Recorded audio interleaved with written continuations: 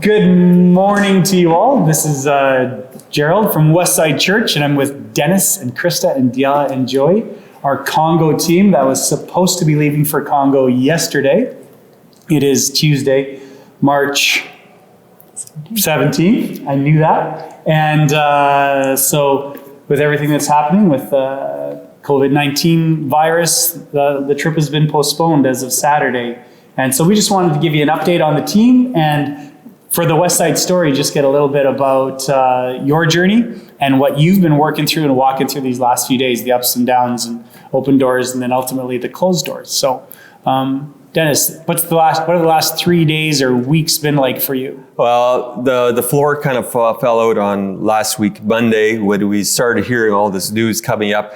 And then I was already talking, praying, God, if you open the doors, I will go through. But if you close the doors, I'm not going to force myself through. So on Saturday morning, everything was a green light. Saturday morning, we had to cancel. It was just looking so dismal with the news. So yes, I was really disappointed, but I had this conversation with God ahead of time, and I went with a heart that was saying, okay, I can do this. So it was hard. Krista? I would say that it was hard to cancel, for sure. Lots of things that you hope, there were whole reasons we were going and now that being postponed is hard to deal with. And then now having a few weeks off, and you're like, wow, we're just sitting around trying to figure out what to do with the time that we were planning to be in the Congo. Yeah. I think for me, on Friday night, I was sitting there and holding my son with a fever, and I was just kind of worried about leaving him. And then I just started to pray, realizing that if we weren't supposed to go, if we were supposed to stay home because we could get sick or be stuck there or get quarantined, or if something were to happen to my kids while I was gone, that we would just be told on Saturday morning that we weren't going to go, that we couldn't go. And so that said, when I heard that we weren't leaving, I felt relief because I could stay with my kids. But then a couple seconds later, I was like, oh no. And it was sad and disheartening. So, but now, you come to terms with it and it's going to happen. Thanks. Joey?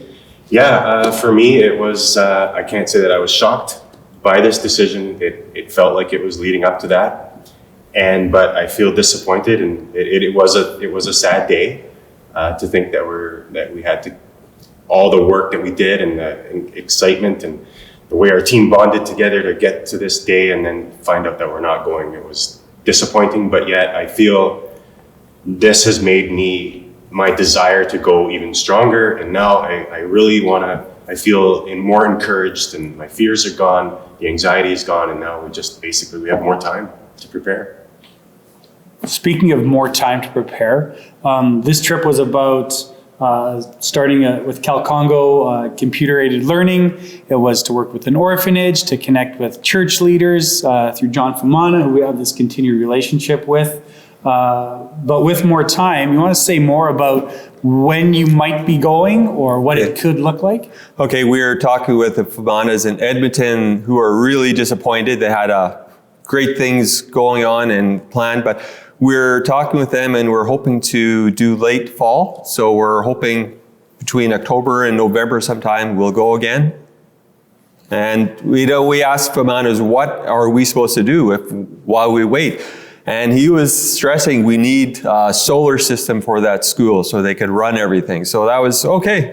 We'll see what we can do with that. So we have time to raise funds for a solar project.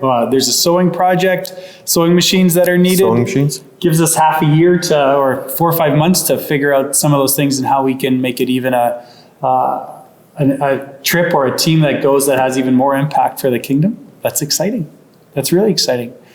we as a church are really grateful for these four and the greater team that they have such a heart, a servant heart, to be used in really a fascinating context in Congo, and that we get to have a relationship with people there is amazing. So thank you for sharing with us about what's on your heart. What are you hoping for about the next trip? In these next few months, what do you hope happens in you with the trip, with the team? Because your team is really growing close together. Like, you can't say you guys were very close friends, that you knew each other nearly as well as you know each other now.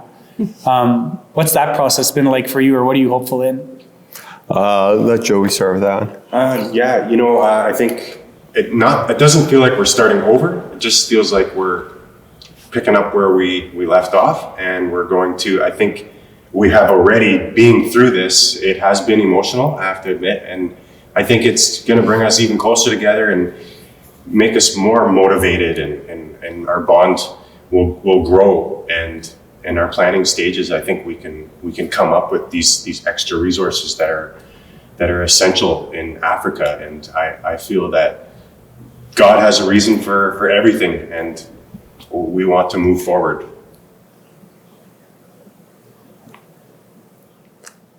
I will put in, I've been there with teams of people. This is probably the 8th group of people. And this is the best group so far. And this has been the most unique group of people I've ever been with, partially because of all the problems we were working through. But I have to admit, I've never quite experienced such a bonding as going through trials together as with these guys. And I just, I think I love them all a little bit more. How great is that? That's so great. Your prayers are still needed. There'll be lots of opportunities for us to invest in every way possible for the trip. And we look forward to it. So keep this team in your prayers. Have a great week, as great as it can be. And thank you, Westside, for your prayers and support.